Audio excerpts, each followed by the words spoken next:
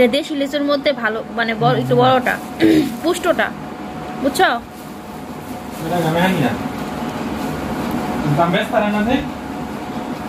দাম বেশি বলে 300 টাকা করে নেয় না তো দেশি 200 টাকা দেখি না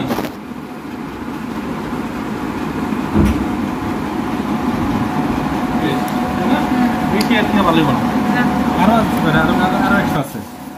তাহলে ওই লইতে পারতাম কয়শো আছে বেটা 200 মাত্র 200 নিয়ে আইছে বিক্রি করতে বলো কি এত কম নিয়ে আইছে গাছে তো পয়সা হয় না যে আমার কোন তো আমি খালি কইছেন যে আমি আনছি না আনতাম না মাত্র না লিচু কালারগুলো কি মাশাআল্লাহ আলহামদুলিল্লাহ সুন্দর দেশি লিচু হইলো কালারটা খুব সুন্দর একদম বোম্বাই লিচু এর মতো রাজশাহী লিচুর মতো না মিষ্টিও তো ভালো অনেকে গাছ লাগায় না ছোট ছোট হয় আমি যে এই লিচুটা খাইলাম কই চুগা না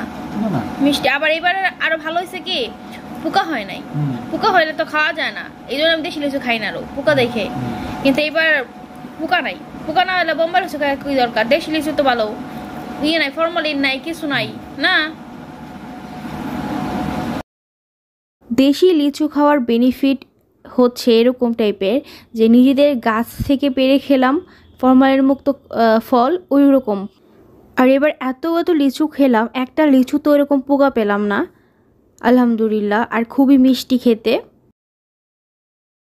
thanks for watching bye bye take care